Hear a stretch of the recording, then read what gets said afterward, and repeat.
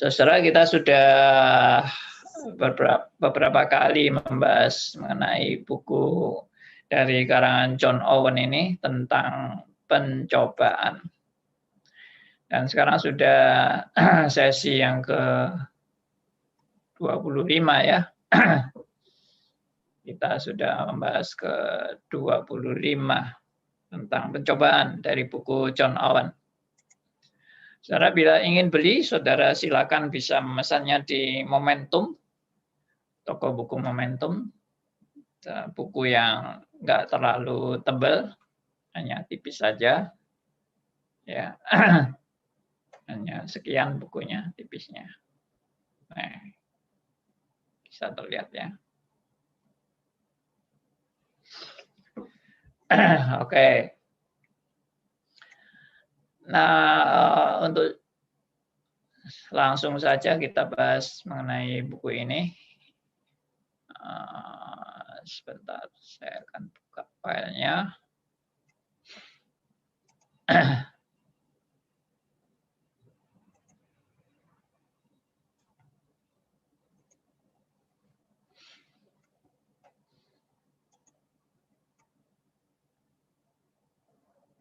Oke. Share.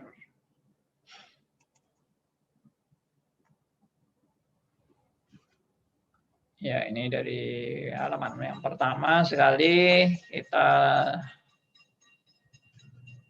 akan membahas bagian yang terakhir yang kita bahas di bab 2 ya. Kita sudah sampai kepada bab 2 dan pelajaran yang kedua yaitu jatuh ke dalam pencobaan berarti mulai pencobaan yang paling kuat dan berbahaya. Ini juga kita sudah bahas bagaimana kita menghadapi pencobaan dengan harus waspada dan tidak boleh meremehkan. Ya, jangan menganggap remeh pencobaan-pencobaan itu, meskipun kita tetap dijamin pasti menang.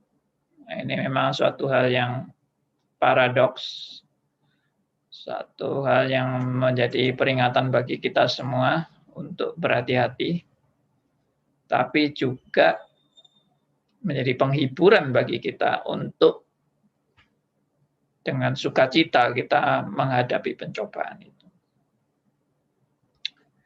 Aneh ya. Mungkin bagi orang-orang, ya bukan mungkin ya, pastilah bagi manusia pada umumnya, entah tradisi Tionghoa atau tradisi Jawa atau tradisi apapun, tidak ada orang yang suka pencobaan. Dan tidak ada orang yang istilahnya berbahagia di dalam menghadapi pencobaan, itu tidak ada. Semua orang pasti nggak suka, bahkan semua orang condong menghindari pencobaan. Kecuali mungkin orang-orang yang sudah hidupnya dalam kekerasan ya. Dalam kekerasan misalnya teroris atau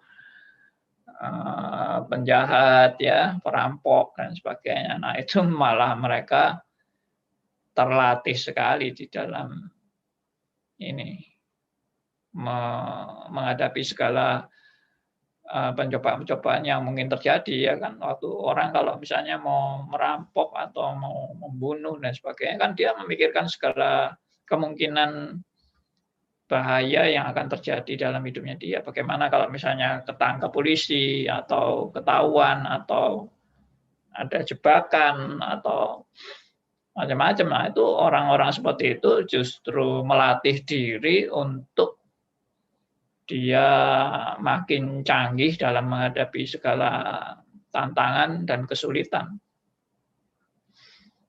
Tapi kalau orang normal itu tidak ada orang yang mau kayak gitu. Orang normal itu ya hidupnya ingin nyaman-nyaman, enak-enak, ya santai-santai, menikmati keindahan, ya.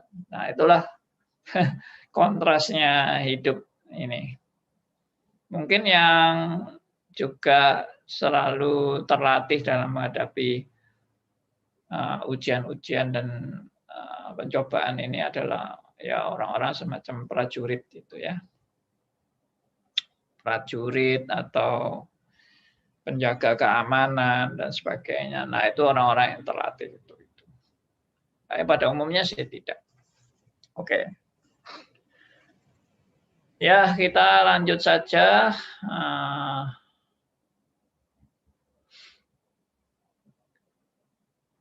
Ya, ini ya, kita sudah masuk di sini.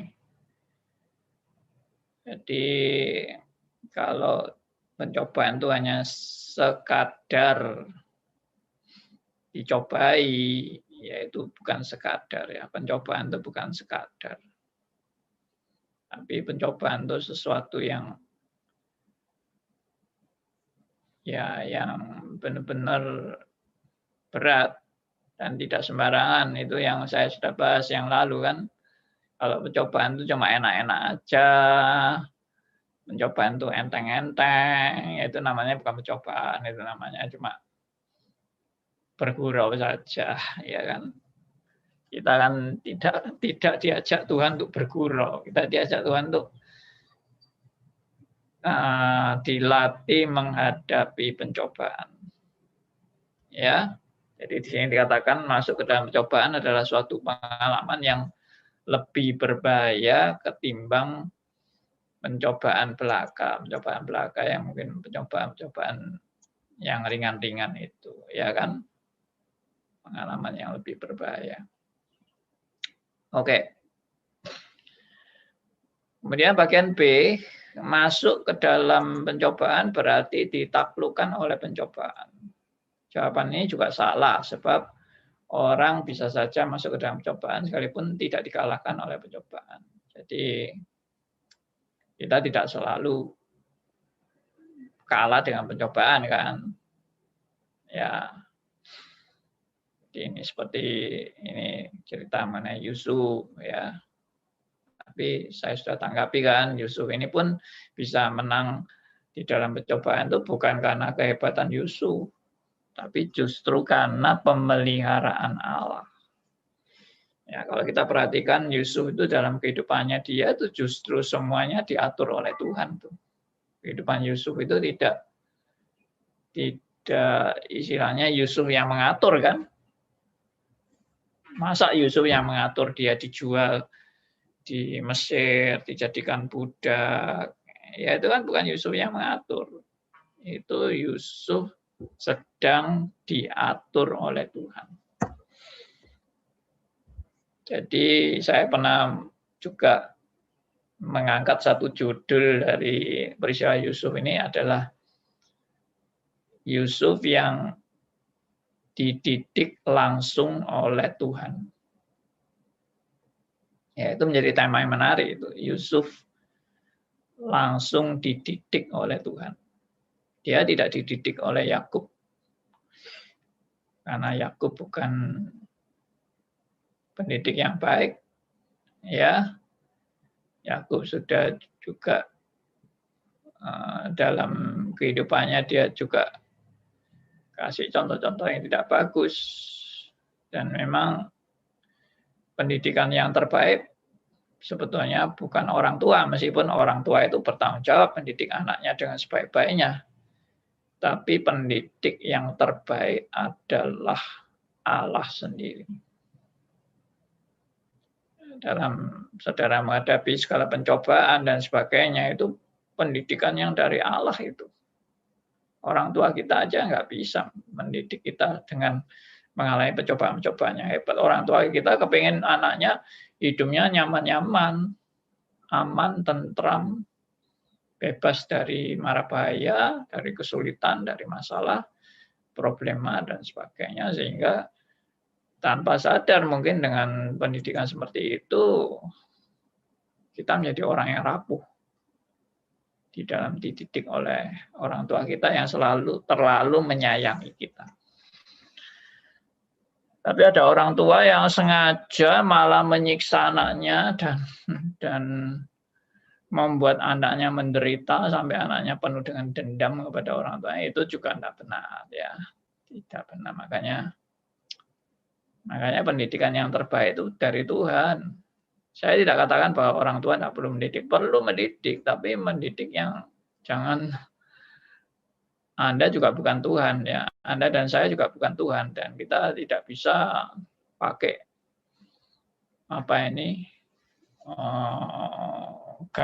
gayanya Tuhan untuk mendidik anak kita. Nanti jadi amburadul semua, karena Tuhan itu maha kuasa, maha tahu, maha bijak, ya, maha sempurna, tidak bercacat. Sedangkan kita kan manusia yang bisa salah, kita di dalam mendidik pun kita bisa salah. Makanya harus hati-hati. Mendidik itu tidak sembarangan. Ya. Kalau kita bilang cara kekerasan lebih baik dari cara kelembutan, enggak juga. Kalau anak itu dididik keras terus, lama-lama jadi orang keras. Dia nanti akan menjadi orang yang senang menyiksa orang lain. Bisa juga seperti itu. Enggak selalu anak keras itu jadi baik. Maksud saya anak yang dididik keras itu enggak selalu harus pasti jadi baik. Itu anak bisa jadi baik itu juga anugerah Tuhan. Itu bukan karena karya kita. Jangan bangga dengan anak yang Anda didik. Saya sudah didik anak ini begini, dia jadinya begini, ini karena kehebatan saya mendidik.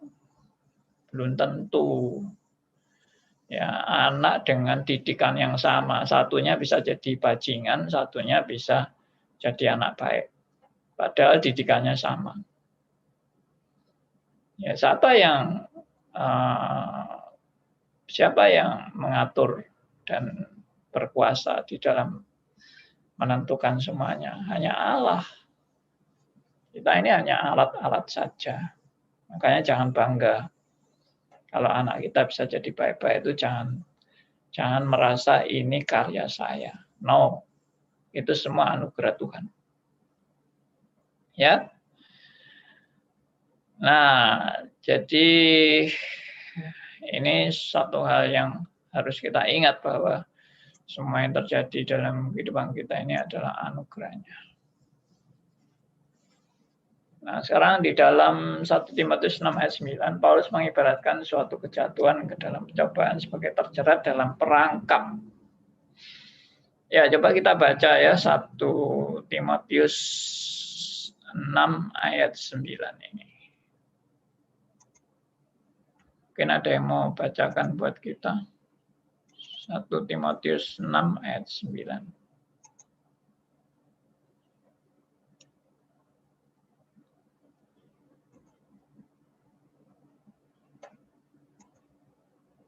Ya, siapa yang mau bacakan? Ya, pagi Pak Andi. Ya, silakan. 1 Timotius 6 ayat 9 ya Pak ya? Yes. Ya, firman Tuhan berbunyi, tetapi mereka yang ingin kaya terjatuh ke dalam pencobaan, ke dalam jerat, dan ke dalam berbagai-bagai nafsu yang hampa dan yang mencelakakan, yang menenggelamkan manusia ke dalam keruntuhan dan kebinasaan. Nah, ngeri ya. Suatu yang peringatannya sangat keras ini, yang ditulis oleh Rasul Paulus pada orang-orang yang ingin kaya. Ya, semua orang sih ingin kaya, tapi maksudnya ingin kaya yang ambisius, ya, terobsesi dalam hidupnya untuk segalanya bagi dia yang penting adalah kekayaan, dan mati-matian, ya, berusaha mati-matian, pokoknya harus kaya. Lalu akhirnya menghalalkan segala cara, lalu sampai dia mau melakukan apa saja demi kekayaan. Hanya itu tadi, dikatakan dia terjatuh ke dalam pencobaan, ke dalam jerat, dan ke dalam berbagai-bagai nafsu yang hampa, yang mencelakakan, dan yang menenggelamkan manusia ke dalam keruntuhan dan kebinasaan. Luar biasa. Ya, ini membahas mengenai cinta akan uang. Ya, karena itu ini suatu warning yang jangan diremehkan. Oke, kembali ke bahan ini. Jadi dari 1 Timotius 6 ayat 9, Paulus mengibaratkan suatu kejatuhan ke dalam pencobaan sebagai terjerat dalam perangkap. Terjerat itu ya terperangkap dan terikat ya, terikat dalam perangkap dan tidak bisa keluar. Ya, masuk jebakan gitu. Maksud utama dari terjerat di dalam perangkap adalah bahwa kita tidak bisa lolos darinya dengan mudah. Ya, dengan kata lain, ya memang tidak bisa lolos, sama sekali tidak bisa lolos dengan usaha kita sendiri. Seperti orang masuk dalam lumpur itu, tenggelam dalam lumpur. Dia makin bergerak, dia makin masuk ke dalam. Dan kalau tidak ada penolong, ya habis itu orang yang tenggelam dalam lumpur itu. Ya. Oke, kemudian 1 Korintus 10 ayat 13, ini ayat yang sudah amat sangat terkenal. Paulus menggunakan ungkapan tidak ada pencobaan yang memerangkap kamu atau tidak melebihi kekuatan manusia. Nah, ini kenapa kok sepertinya ayat ini saling bertentangan ya. Satunya pencobaan yang membuat kamu terjerat dalam perangkap, satunya kamu tidak akan dicobai sampai pencobaan itu memerangkap kamu atau tidak melebihi kekuatan manusia. Nah, jadi apa artinya 1 Korintus 10:13? Ungkapan ini dimaksudkan untuk menggambarkan kekuatan pencobaan dan sulitnya meloloskan diri darinya. Jadi biarpun tidak melebihi kekuatan manusia, manusia tetap aja jatuh dalam menghadapi pencobaan. Ya. Nah, ini saya pernah membahas ini ya. Kenapa kok dikatakan tidak melebihi kekuatan manusia, padahal banyak manusia yang mengalami pencobaan dan jatuh. Ya, kok bisa jatuh? Kenapa? Apakah ayat ini salah atau apa maksudnya? Ya, saya pernah bahas ini dan saya terjemahkan yang dimaksud dengan tidak melebihi kekuatan adalah tidak membuat kita sampai menyangkal Tuhan dan meninggalkan Tuhan dalam kehidupan kita selama-lamanya sampai kita binasa. Nah, itu maksudnya. Sekali lagi, jadi arti pencobaan yang tidak melebihi kekuatan adalah tidak membuat sampai kita menyangkal Tuhan dan tidak mau mengikut Tuhan lagi sampai selama-lamanya sehingga kita jatuh binasa. Itu tidak sampai binasa. Tapi kalau jatuh ya banyak anak Tuhan semuanya jatuh. Yang tertulis dalam Alkitab itu semuanya anak Tuhan kebanyakan jatuh semua, kecuali memang yang tidak ditulis kejatuhannya seperti Yusuf dan Daniel, Sadra, Mesa, Abednego dan sebagainya, itu memang tidak ditulis kejatuhannya. Tapi saya yakin bahwa namanya manusia tidak pernah jatuh itu tidak mungkin. Ini bukan saya pesimis atau skeptis dengan orang-orang yang mengikut Tuhan, tapi tidak ada manusia yang tidak pernah jatuh. Karena justru kejatuhan itu adalah pelajaran yang Tuhan mau berikan kepada manusia untuk lebih dekat kepada Tuhan. Ya, jadi kalau tidak pernah jatuh itu malah mungkin dia bukan anak Tuhan, mungkin. Ya, kok ada orang tidak pernah jatuh itu omong kosong. Kalau dikatakan Yusuf tidak pernah jatuh, saya nggak percaya Yusuf tidak pernah jatuh. Ya, memang tidak tertulis bahwa dia itu pernah jatuh. Tapi Kalau pernah jatuh itu ya pasti. Mana ada orang tak pernah jatuh. Lalu ungkapan ini dimaksudkan untuk menggambarkan kekuatan pencobaan dan sulitnya meloloskan diri darinya. Ya, 2 Petrus 2 ayat 9, Petrus menyoroti kekuatan pencobaan. Coba kita baca 2 Petrus 2 ayat 9.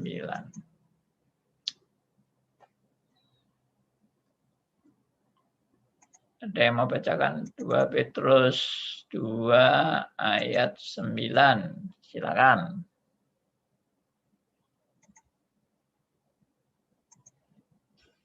Siapa yang mau membacakan? Saya Pak Andi. Ya, silakan. 2 Petrus 2 ayat 9. Maka nyata bahwa Tuhan tahu menyelamatkan orang-orang saleh dari pencobaan dan tahu menyimpan orang-orang jahat untuk disiksa pada hari penghakiman. Iya. Ini memang ayat ini apa ini? Mau menunjukkan apa? Tuhan tahu menyelamatkan orang-orang saleh dari pencobaan. Ya, artinya Tuhan proteksi. Artinya kalau bukan Tuhan yang menyelamatkan ya tidak bisa. Ya hancur kita dalam menghadapi pencobaan itu. Tidak ada orang bisa mampu menghadapi pencobaan dengan kekuatannya sendiri. Kalau dia sampai bisa selamat dari pencobaan itu karena Tuhan. Nah, ini maksud dari ayat ini. Hanya karena Tuhan. Jadi Tuhan tahu menyelamatkan orang-orang saleh dari pencobaan. Ya. Nah, itu yang dimaksud dengan tulisan tadi ini, bahwa Petrus menyoroti kekuatan pencobaan tertentu. Kita bisa lolos dari pencobaan-pencobaan seperti ini hanya dengan pertolongan kuasa Allah yang tertinggi. Tanpa pertolongan Tuhan habis, saudara dan saya habis. Jadi betul-betul hidup itu anugerah.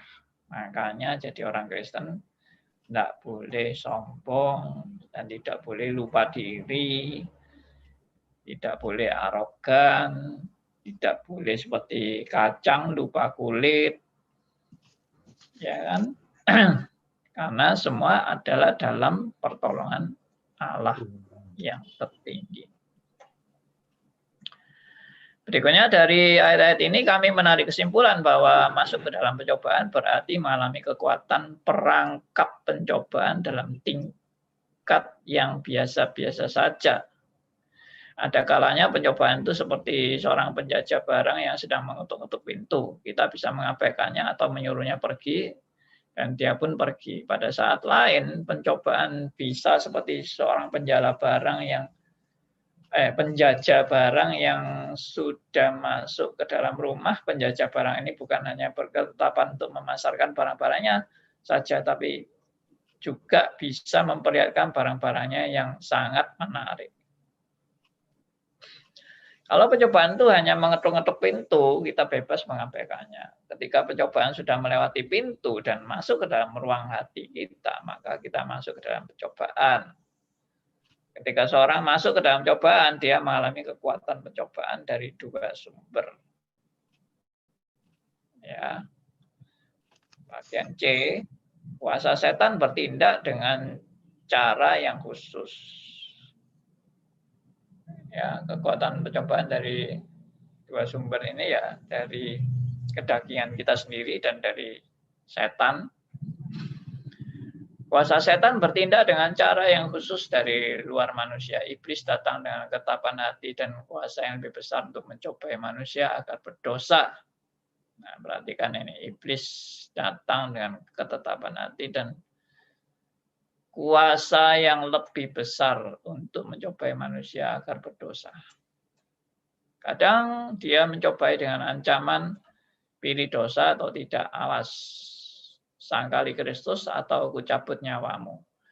Ada kalanya dia bermaksud mencoba dengan menawarkan sesuatu yang akan begitu menggiurkan bagi orang tersebut.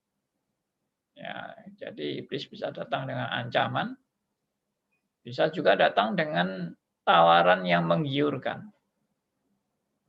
Ya, itulah kehebatan iblis.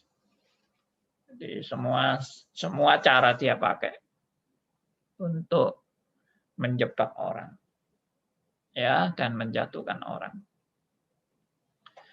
Misalnya, semua itu akan kuberikan kepadamu jika engkau sujud menyembah aku. Nah, ini tawarannya menggiurkan kan? Nah, itu godaan kepada Tuhan Yesus. Ya, itulah pembahasan mengenai pencobaan dari bagian ini. Jadi sekali lagi pelajaran yang kita bisa dapat adalah pencobaan itu bisa kelihatan biasa-biasa saja. Tapi pencobaan itu selalu menjebak dan pencobaan itu selalu ingin menjatuhkan kita dan menghancurkan kita. Baik itu ancaman yang mengerikan maupun tawaran yang menggiurkan. Maupun keadaan yang suam-suam kuku. Ya. Jadi semua keadaan lah, termasuk keadaan yang kesuksesan, iblis juga bisa mencobai. Keadaan kegagalan, iblis juga bisa mencobai. Keadaan sehat walafiat, iblis bisa mencobai. Keadaan sakit, iblis bisa mencobai. Apapun keadaannya, Anda rumah tangga bahagia, iblis bisa mencobai. Rumah tangga penuh kesusahan, iblis bisa mencobai. Anda kaya raya, iblis bisa mencobai. Anda miskin, iblis bisa mencobai. Apapun keadaannya. Ya. Anda merasa sangat rohani, iblis bisa mencobai. Anda merasa sangat berdosa, iblis bisa mencobai. Waduh, hebat sekali. Iblis itu mencobai dari semua sisi, semua sudut, ya, semua keadaan, semua ya kondisi lah, tanpa kecuali. Jadi sekarang ini pun iblis juga mencobai saudara dan saya. Entah bagaimana saudara bereaksi terhadap firman yang diberitakan, saudara menganggap remeh, atau saudara ketakutan, atau saudara cuek-cuek aja. Semua itu iblis bisa mencobai. Nah, karena itulah makanya harus waspada. Nasihat Alkitab adalah waspadalah dan berhati-hatilah, berjaga-jagalah. Ya, dan caranya waspada, berhati-hati, berjaga-jaga itu caranya bagaimana? Masih ingat waktu saat analogi saya mengajarkan. Nah, mungkin ada yang mau sharing ini tentang bagaimana kita menghadapi jebakan iblis yang luar biasa itu. Ya, baik kesuksesan maupun kegagalan, baik sehat maupun sakit, baik kaya maupun miskin, baik susah maupun senang, baik lancar maupun banyak hambatan, semua iblis bisa mencobai. Ada tadi yang mau sharing? Ada Pak. Silakan Pak Aryo. Ya, kita harus selalu merendahkan diri bahwa kita ini tidak kebal sama sekali dari percobaan, maka kita harus mendekatkan diri terus pada Tuhan. Ya, itu aja. Yes, itulah jalan kuncinya ya, atau passwordnya itu, yaitu datang bersandar pada Tuhan, menyadari kita tidak mungkin mampu mengatasi segala pencobaan itu dengan kekuatan kita sendiri. Ya itulah, memang ayatnya Anda bisa baca di Yakobus pasal 4 ayat 7. Ya, coba tolong ada yang mau bacakan. Yakobus 4 ayat 7. Siapa yang mau bacakan, silakan.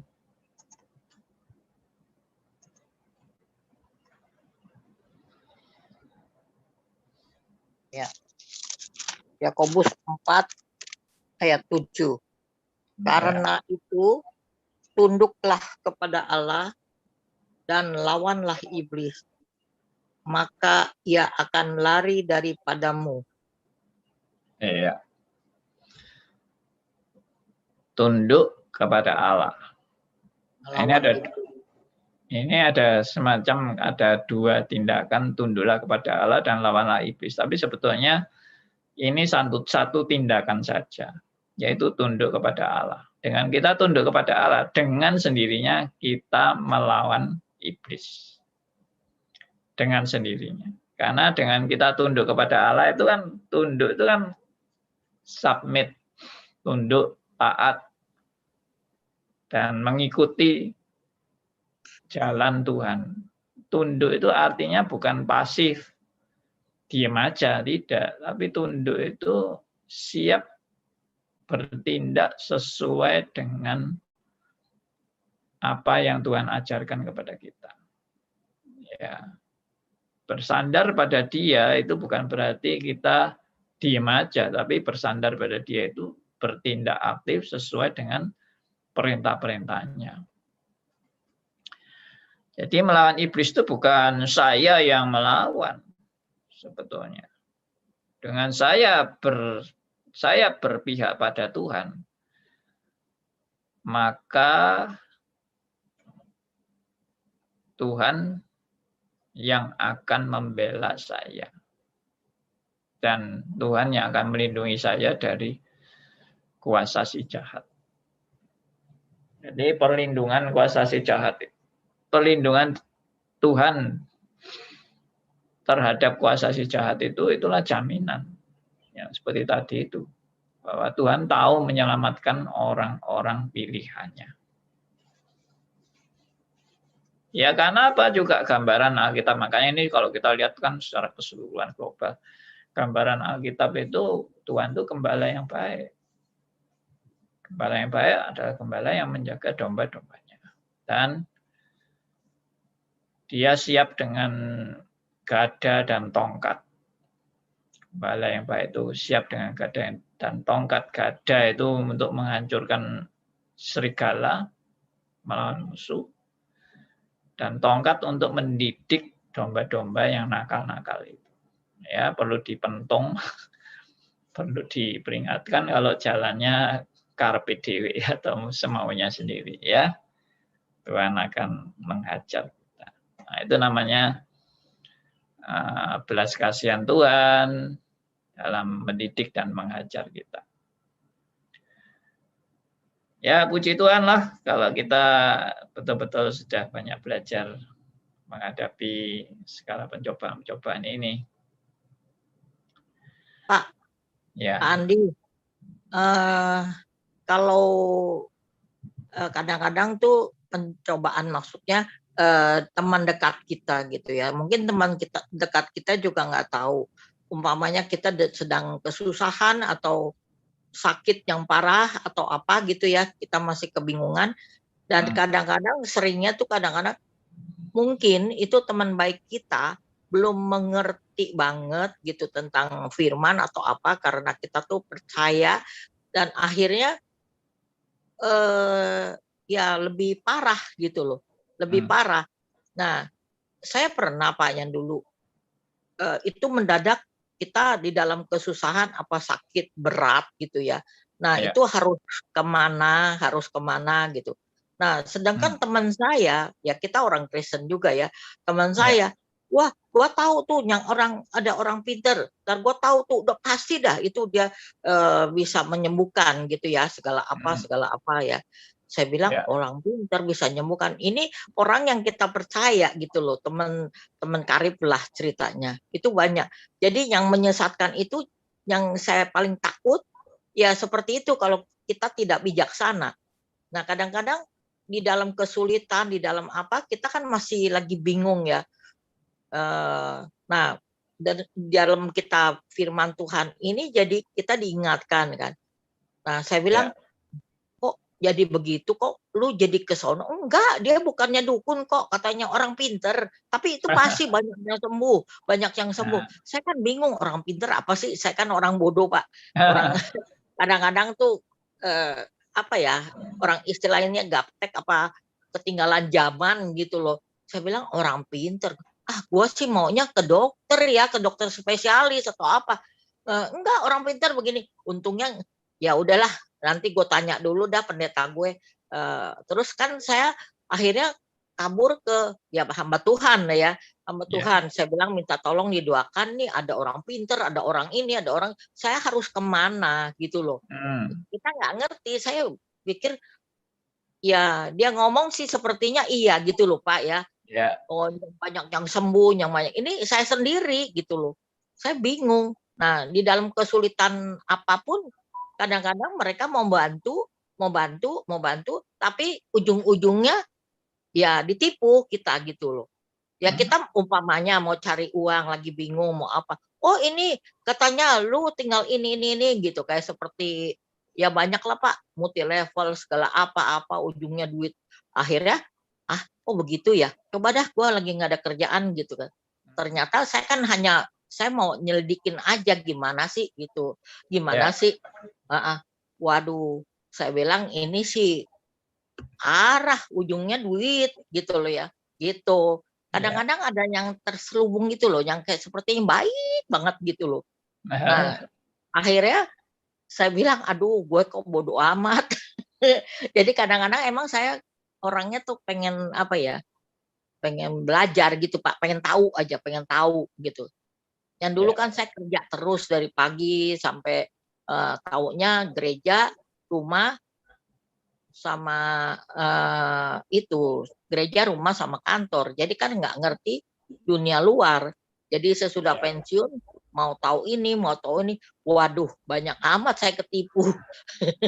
Jadi ada ujung-ujungnya gitu loh. Jadi ada, kalau menurut saya ya itu mesti hati-hati, yang lebih terselubung gitu, yang lebih kelihatannya baik gitu. Oke. Ya. Terima kasih Pak. Ya, terima kasih buat sharingnya Bu Lani, bahwa memang ini ya, memang jebakan itu yang paling berbahaya itu adalah musuh dalam selimut. Musuh dalam selimut. Yang tidak kentara satu selimut sama kita, kelihatannya baik-baik aja, tapi ternyata menjebak kita. Mungkin maksud teman kita itu juga baik, tapi karena dia tidak mengerti kebenaran, jadi ya gitu. Semua dianggap semua itu baik. Pokoknya asal bisa sembuh, asal bisa jadi keluar dari pencobaan. Nah itu. Memang manusia itu kan ya baik sama buruknya standar manusia itu kan, yang namanya baik pokoknya aku sehat, pokoknya aku kaya, sukses, itu namanya baik. Nah, jalannya apapun ya itu bagi dia dijalani aja, apapun ceritanya, dia enggak mikir ini benar atau enggak benar, pokoknya tujuannya baik. Nah itu juga berbahaya sekali dan bisa menjebak kita sebagai anak-anak Tuhan. Benihin atau siapa, Lan katanya bagus, kayak orangnya sih emang nggak ngerti Pak. Nah itu banyak teman saya sampai sekarang. Jadi kita kadang-kadang sedih ya Pak ya, saya doain. Kita belajar firman deh, saya bilang gitu. Maksudnya kita jangan mengandalkan manusia deh, biarpun pendeta siapa, kita belajar firman sama Tuhan, saya bilang gitu. Nah itu waktu benihin juga, pasti lu sembuh. Itu tuh bukannya yang ngajakin saya, bukannya orang ini, itu atasan saya, direktur saya, gitu loh. Nah waktu itu kan sampai orang banyak tinggal di hotel, katanya berapa hotelnya 2 juta, udah gua bayarin katanya, nanti pasti lu sembuh. Gua jemput ya, Ini pendetanya bagus katanya. Kita kan yang dulu masih bodoh banget. Saya bilang enggak apalagi lu yang bayarin, enggak lah gitu ya. Saya mau ke dokter spesialis saja gitu. Aduh, untung saya nggak terjebak.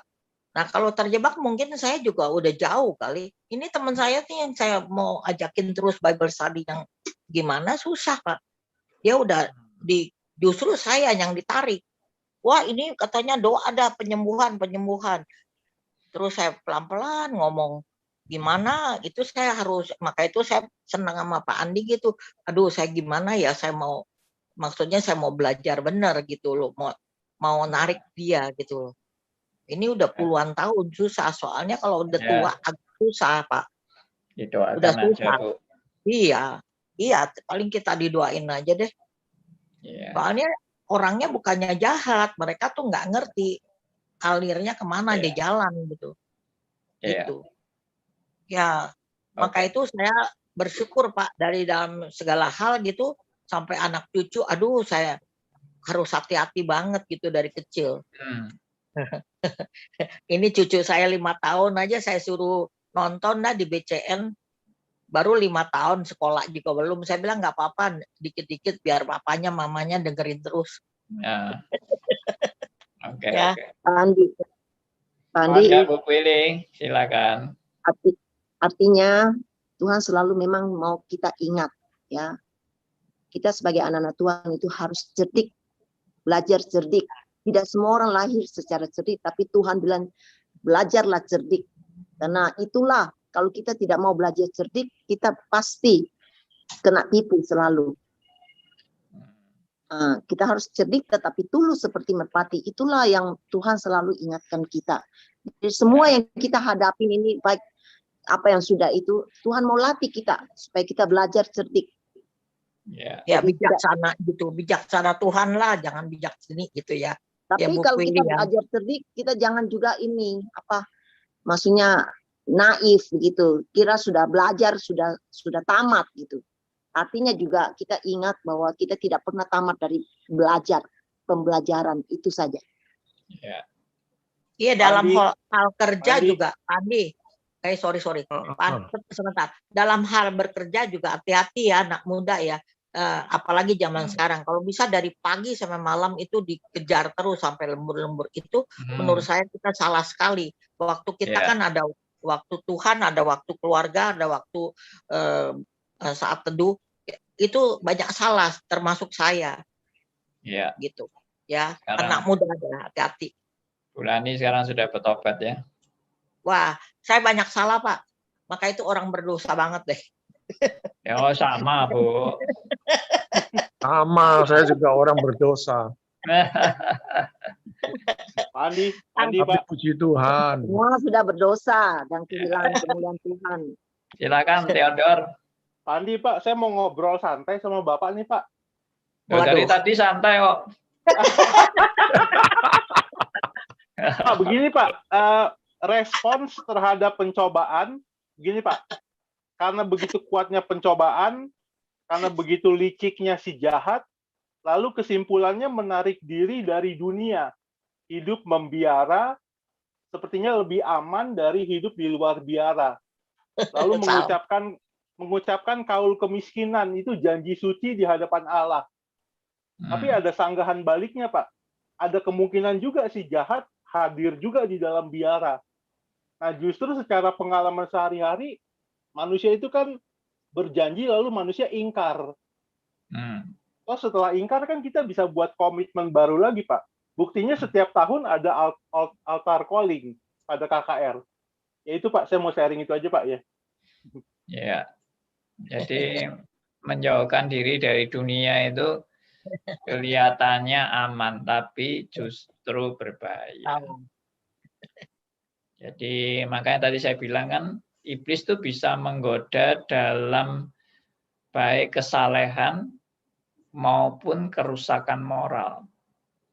Ya, nah seringkali kita pikir kalau kerusakan moral itu pasti iblis, tapi kalau kesalehan pasti Tuhan. Enggak juga. Iblis itu bisa semua level, semua keadaan itu dijangkau oleh iblis.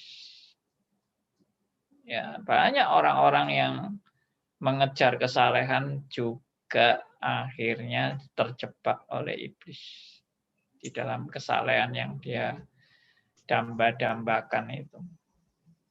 Ya, karena itu ya bisa terjebak pada kesalehan palsu. atau suasana aman yang palsu. Ya, merasa diri sudah jauh dari dosa yang palsu juga. Nah, ini semua peringatan daripada firman Tuhan kepada kita. Ini Artinya ada jangan catatan. ekstrim kiri ya Pak Andi.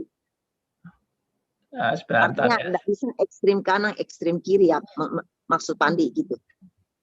Ya, maksudnya gini, tidak ada wilayah di mana kita itu lolos dari godaan iblis. Ya, tidak ada wilayah kita bisa lolos dari godaan iblis.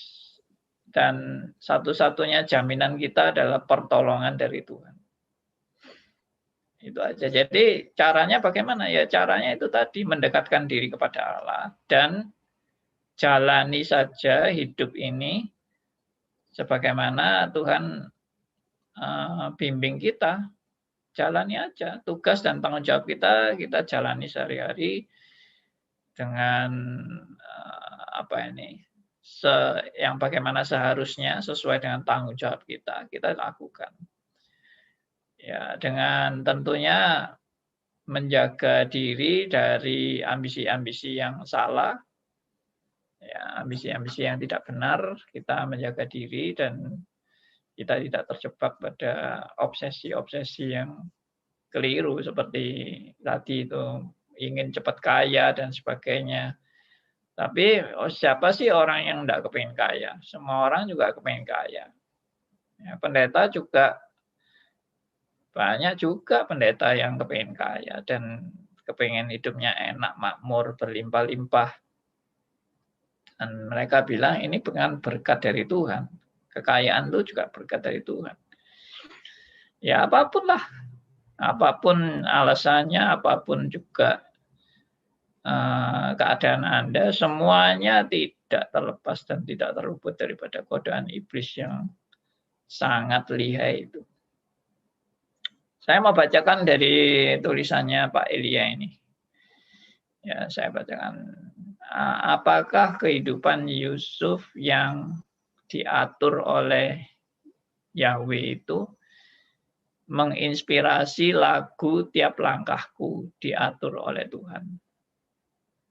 Misalnya istri Potifar itu si pencoba itu juga diatur Yahweh, Pak. Ya, kalau ngomong diatur itu saya pakai first cause dan second cause ya. Nah, itu kalau sudah belajar satanologi pasti sudah ngerti. Jadi Tuhan tidak langsung kemudian menggoda istri Potifar itu dari Tuhan untuk menggoda Yusuf. Apakah itu Tuhan langsung menggoda istri Potifar? Nah, itu jawabannya pasti tidak. Tapi itu bisa menggunakan second cause. Tapi kalau itu ketetapan Tuhan ya. Ya. Mungkin lebih enak pakai kata ketetapan daripada diatur. Diatur itu seolah-olah langsung Tuhan yang bertindak, ya. Oke, berikut. Di Komsel Zoom kami, Pak, ternyata berdoa jadi sarana mengumumkan sesuatu karena saat ditanya apa yang masing-masing anggota perlu didoakan bersama dan ada satu keluarga yang terkena COVID sehingga yang lain jadi waspada kepada keluarga ini. Pertanyaan saya, di mana kita bisa tidak terjebak di pencobaan ini yang bila yang bla-bla lainnya. Seperti kita mendengar pengakuan Pak Heru kemarin yang terberkati oleh doa awal Pak Andi yang selalu mengajarkan kalimat-kalimat yang teosentris. Yang terjadi juga saat Pak Martin langsung mengoreksi doa penutup Ibu Heni di Zoom yang lampau. Gimana kita bisa terhindar dari pencobaan ini ya? Ya pencobaan itu kan tidak bisa kita hindari. Kalau Tuhan sudah taruh kita di situ ya bagaimana kita menyikapi itu aja kan. Ya doa bukan laporan-laporan, doa juga bukan pengumuman. Tapi doa itu bercakap-cakap dengan Tuhan.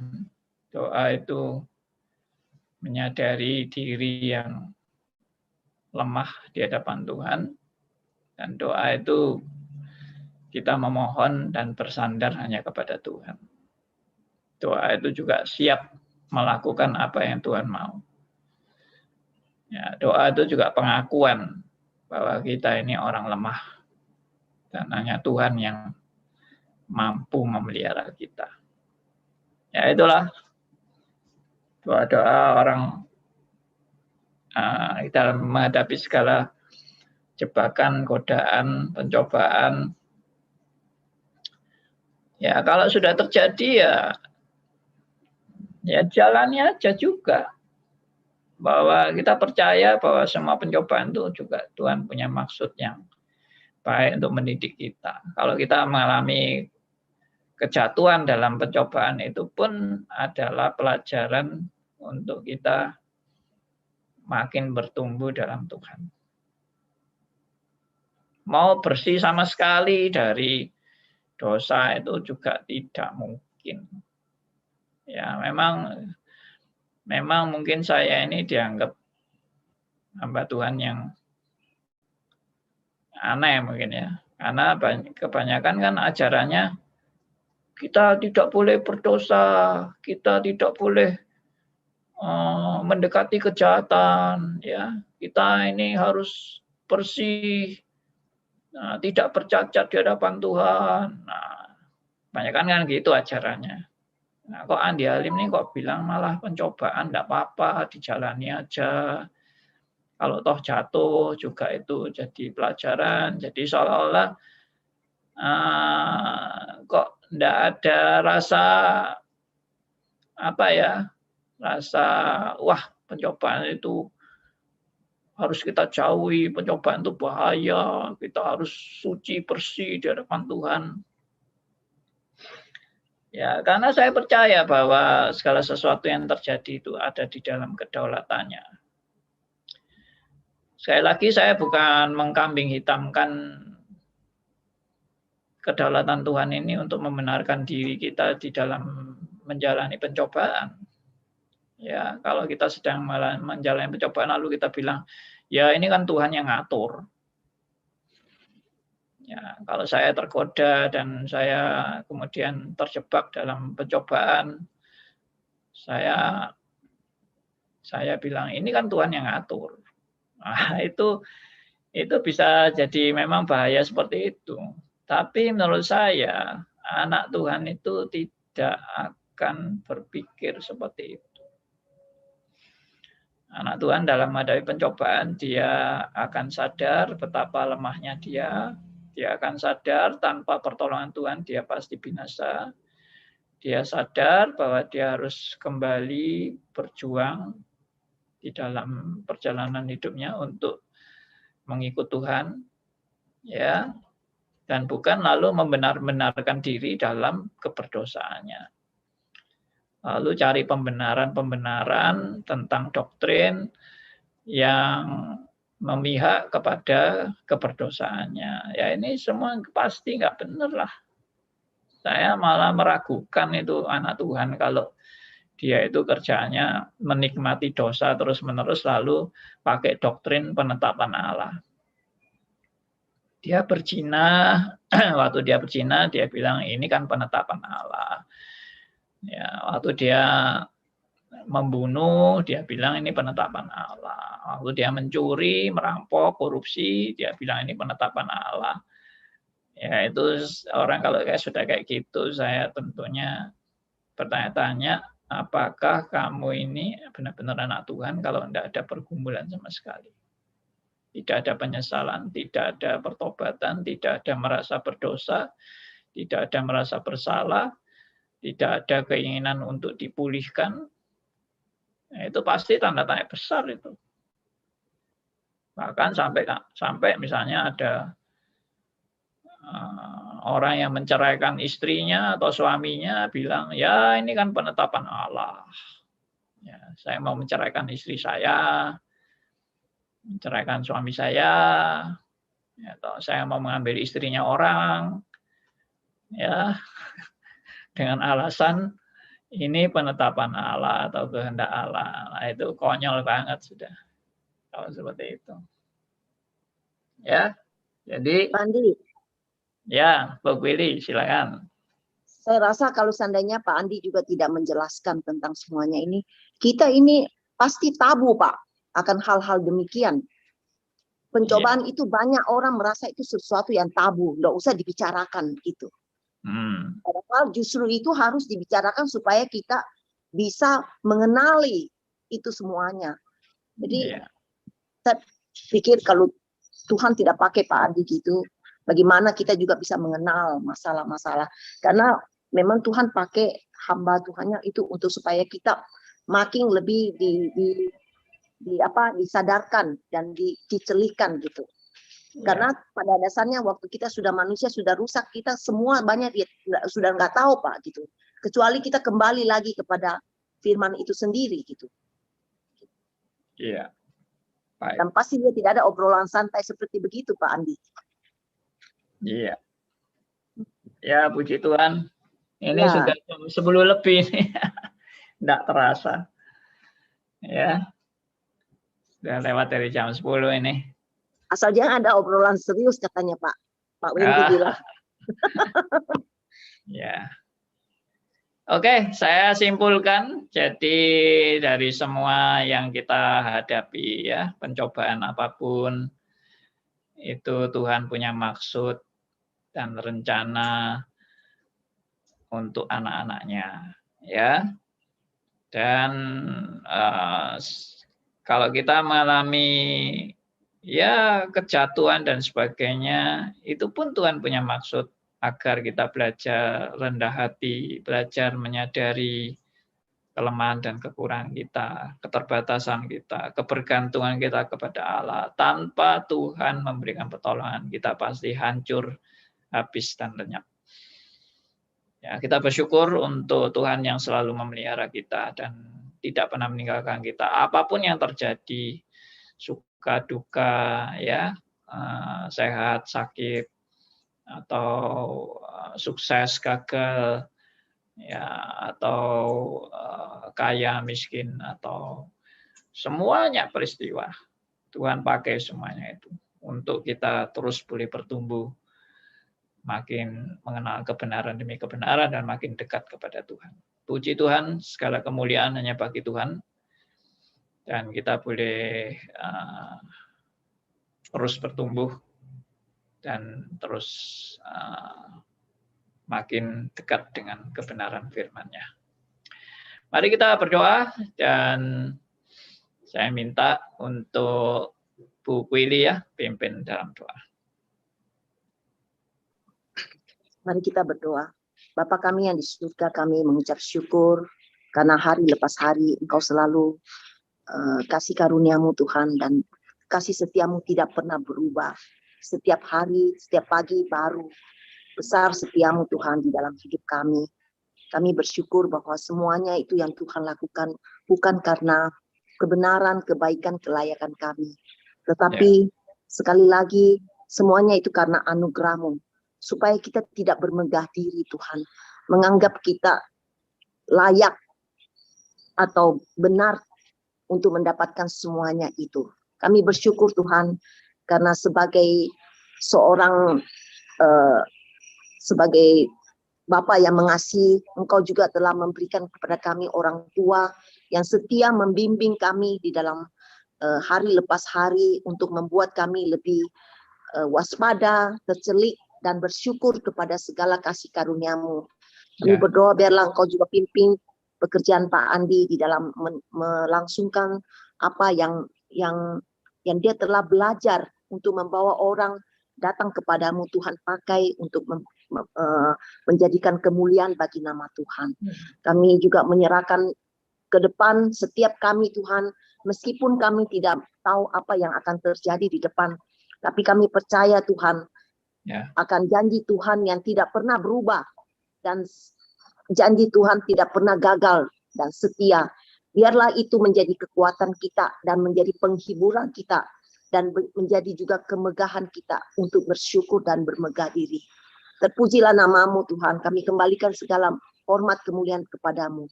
Di dalam nama Yesus Tuhan kami. Amin. Amin. Terima kasih Bu Billy. Terima kasih buat semua teman-teman. Ya.